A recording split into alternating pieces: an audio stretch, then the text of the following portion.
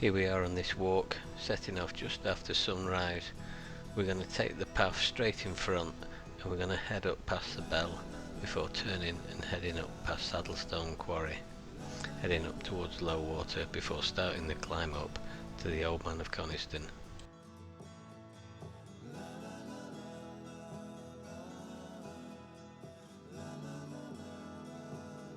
It's quite a gentle start, roughly of 1.2 kilometres, taking us up 80 metres on what is a fairly good path.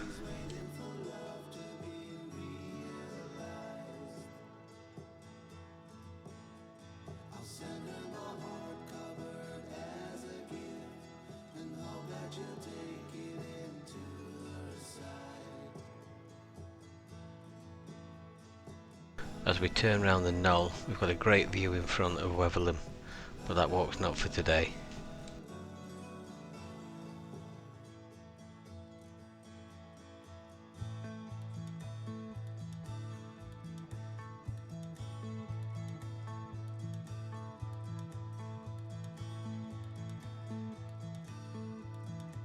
As we start to climb, you can notice from the pictures in the video that the gentle, even path has changed to a much steeper, rockier path, which is winding its way up, heading towards the quarry.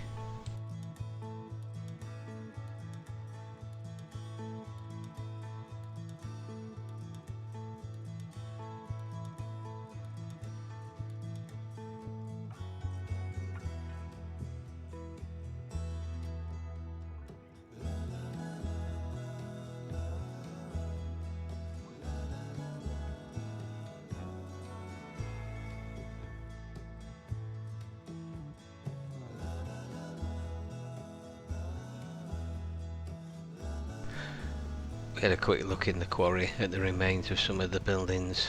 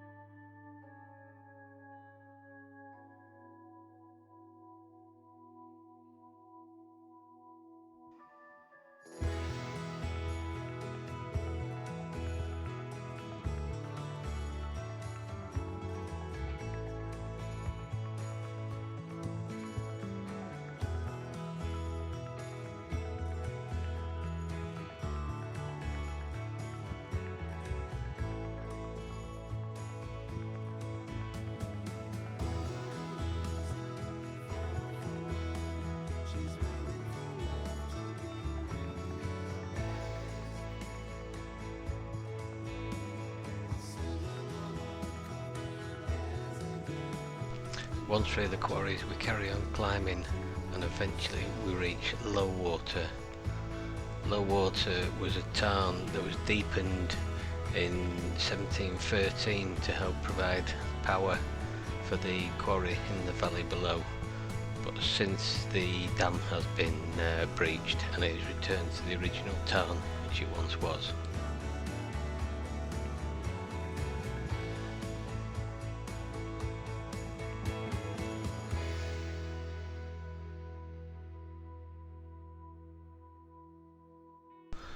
Once past low water, we really start to pick up the gradient now. We've got less than 900 metres to go and over 250 metres in height still to climb. So we find the path is going to zigzag its way up the side.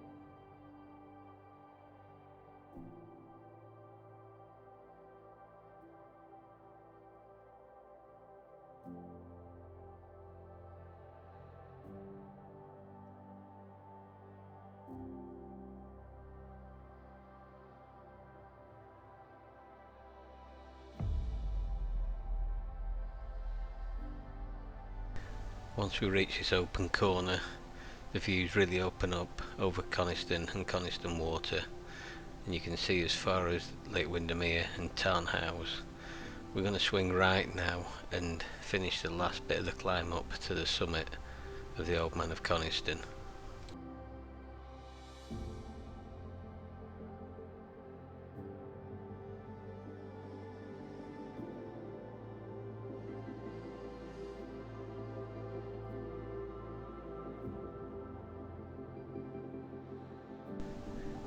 Here we are approaching the Old Man of Coniston. So why the Old Man of Coniston? And simply it isn't named after an old man who lived in Coniston. The Old Man is a corruption of the ancient Celtic Alt Main, which means high stone, and Coniston originates from the Norse name Königstun, which means King's Farm. So there we have it, the Old Man of Coniston, standing at 803 metres with stunning views all around.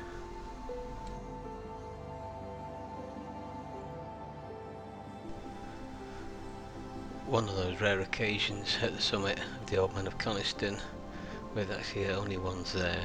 That's the bonus of setting off at 6 o'clock in the morning. Not many others have already set off by that point in time.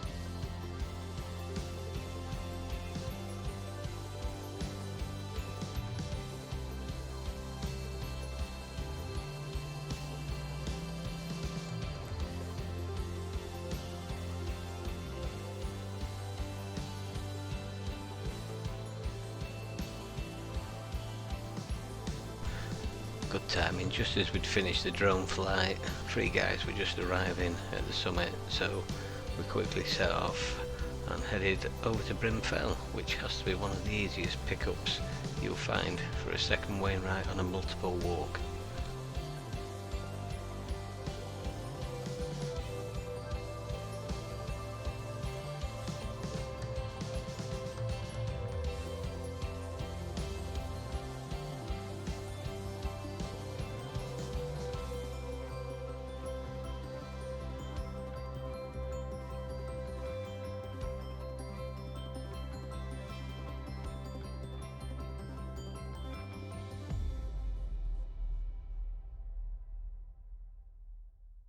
Here we are reaching the large cairn at the summit of Brim Fell.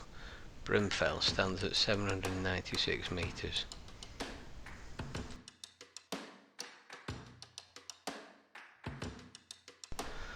Moving on from Brim Fell, we head off piste straight down the side of the hill, heading towards Goats Hause. We spotted the path earlier from the Old Man of Coniston heading to Goats Hause, and it looked quite a rough path. So we use the gentle sloping grass to head down.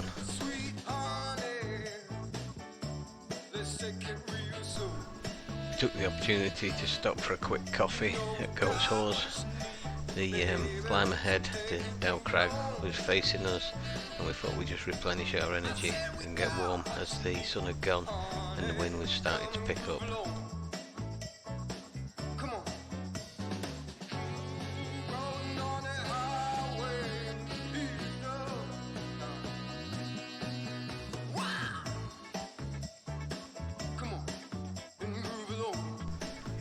Making our way up the side of Dow Crag, we're heading towards the point at the summit where we're going to have to scramble up to get to the top of the summit.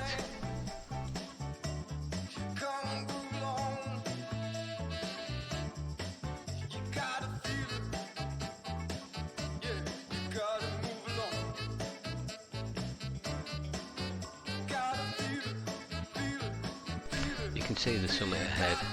It's not a high summit to climb up, but it is a bit of a tough scramble and it's hard to pick your way down. So we did manage it eventually, and here we are heading down, heading towards Buck Pike now.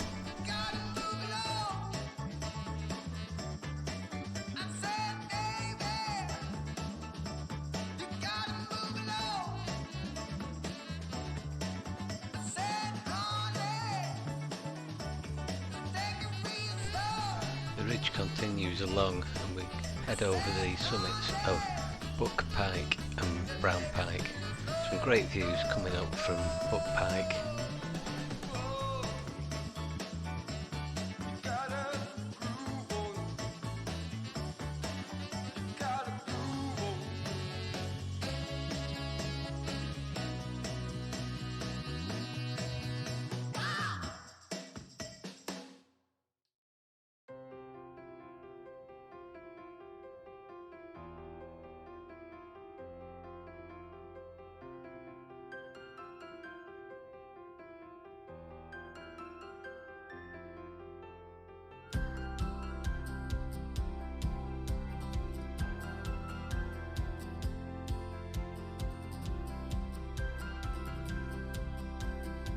Once over Brown Pike, the path swings to the right and we zigzag down the side until we eventually meet the Walna Scar Road, which we're going to take to return to the car park.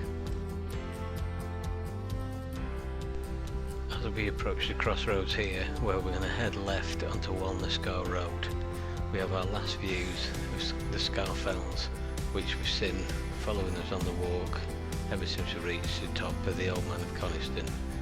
You can also see a close-up of Heart of Fell.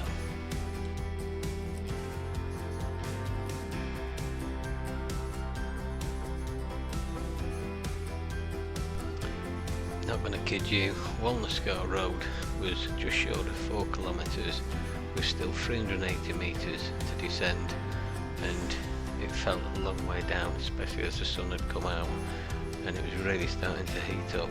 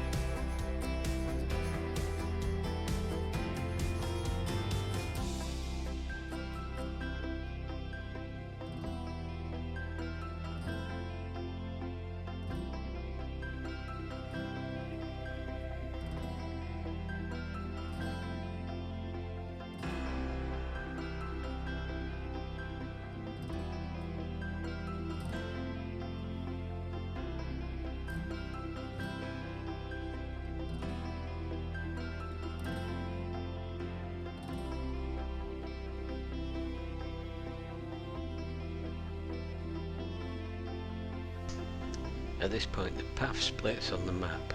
You can take the path to the left heading over the grass or carry it on along the road. We decided that as we followed the road this far we may as well carry on, and then not much further down the road we can see the car park and we're back. Time for an ice cream. Hope you've enjoyed this walk.